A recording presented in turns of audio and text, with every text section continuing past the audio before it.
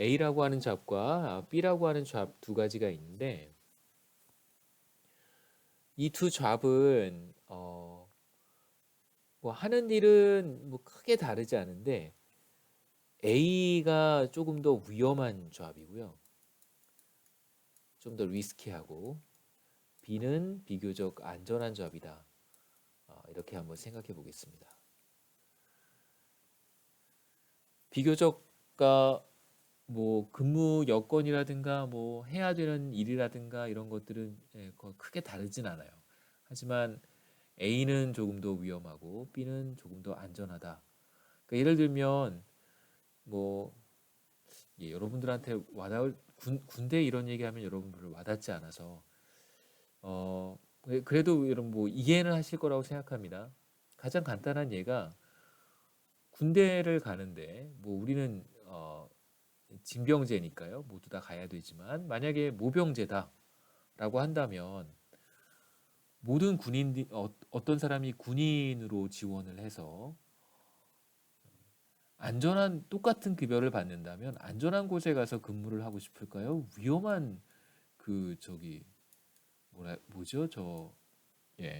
군사 작전이 실제로 이루어지고 있고 그 전시 상황인 어떤 지역 A에 가서 근무를 하고 싶어 할까요? 그러니까 뭐 전쟁을 굉장히 좋아하는 약간 이상한 정신 상태를 갖고 있는 사람들은 A를 선호할 수도 있습니다만 두 지역 A를 선택하든 B를 선택하든 급여가 같다면 그렇다면 당연히 사람들은 세이프한 곳에 가서 근무를 하고 싶겠죠. 당연한 겁니다. 자, 그렇다면 어떤 사람에게 뭐 사람마다 선호의 차이가 있긴 하겠지만 만약에 모든 사람들이 다 동일하다면 그래서 모든 사람들이 다 동일해서 예, 선호의 차이가 없다면 사람들은 무조건 다 B를 선택할 거라고 우리가 예상할 수 있어요.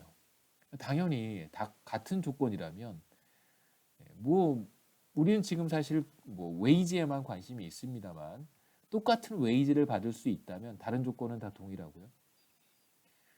뭐 복지라든가 뭐 무슨 뭐 건강보험이라든가 뭐 나중에 연금이라든가 이런 것들은 뭐 우리가 신경 쓰지 않고 웨이지에만 관심을 한번 가져보겠습니다. 임금이 똑같다면 당연히 B에 가서 일하고 싶어 할 거예요. 자, 그러면 A에서 일하는 것과 B에서 일하는 것이 무차별해지도록 만들려면 무차별하다는 말은 A에서 일하는 거나 B에서 일하는 거나 만족도가 똑같다는 거잖아요.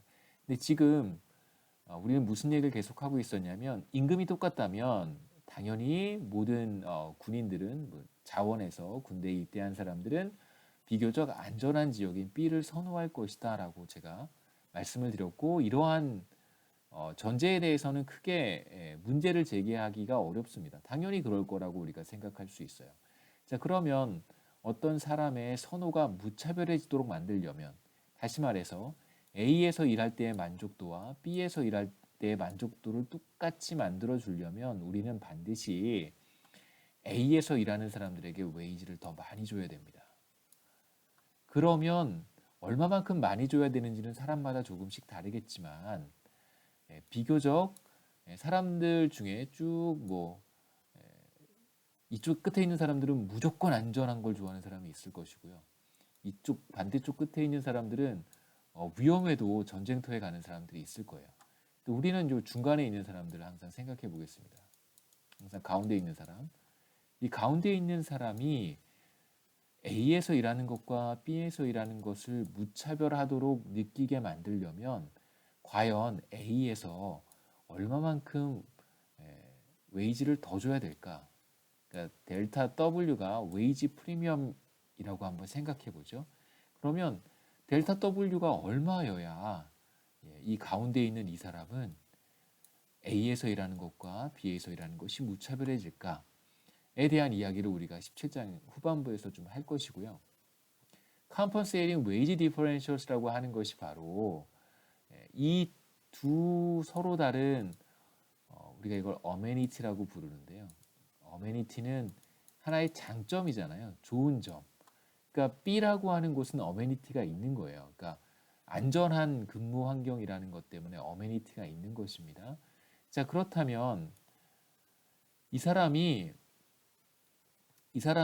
어메니티를 얻는 조건으로 얼마만큼을 사실 지불을 하고 있는 거잖아요. 그렇죠? 혹은 포기를 하고 어메니티를 취하는 건데 반대로 얘기하면 A를 선택한 사람들에게 얼마만큼의 임금을 더 보상을 해줘야 이 둘이 무차별해질까? 이 말은 이렇게도 말할 수 있습니다. 어떤 사람이 A를 선택하면 델타 W만큼 웨이지 프리미엄을 더 받을 수 있음에도 불구하고 이 사람이 B를 선택했어요.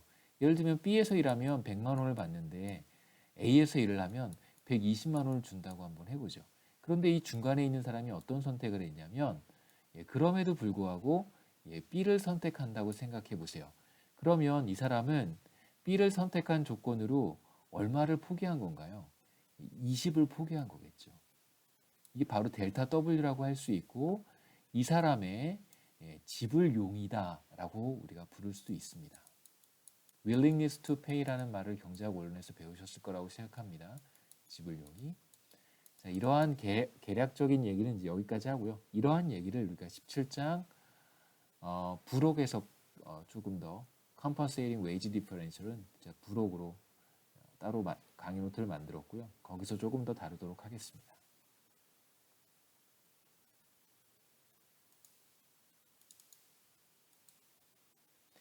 첫 번째 섹션은 이제 모나합선이와 급여 수준 이렇게 우리가 최적 의사결정, 최적 이윤 극대화 임금 수준 이렇게 우리가 얘기해 볼 수 있습니다. 자, 수요 독점 문제고요. 모나합선이는 우리가 수요 독점이다 이렇게 번역합니다. 자, 노동 공급 곡선을 우리가 먼저 생각해 볼 텐데요. 자, 왜 노동 공급 곡선을 우리가 생각해야 될까요? 모나폴리를 한번 생각해 보세요. 모나소니가 아닙니다. 모나폴리. 자, 모나폴리에서 혹시 여러분 제가 따로 리뷰는 하지 않겠지만 모나폴리 문제를 우리가 풀 때 자, 이렇게 여기는 수량 Q, 이쪽은 가격 P 이렇게 해놓고요. 어떤 곡선만 가지고 분석을 하냐면 수요 곡선만 가지고 분석을 합니다. 수요 곡선. 왜 그럴까요? 공급자가 하나밖에 없기 때문에 얘가 공급자잖아요. 모노 하나밖에 안 되는 공급자이기 때문에 시장의 공급 곡선이라는 것은 아무런 의미가 없습니다. 시장에는 이 기업이 아닌 다른 기업들은 아무도 공급을 하지 않기 때문에 모나폴리의 경우에는 공급 곡선 자체를 생각할 필요가 없어요. 그게 모나폴리가 되는 거죠. 공급 곡선이 존재한다면 우리는 그건 모나폴리가 아닌 거예요.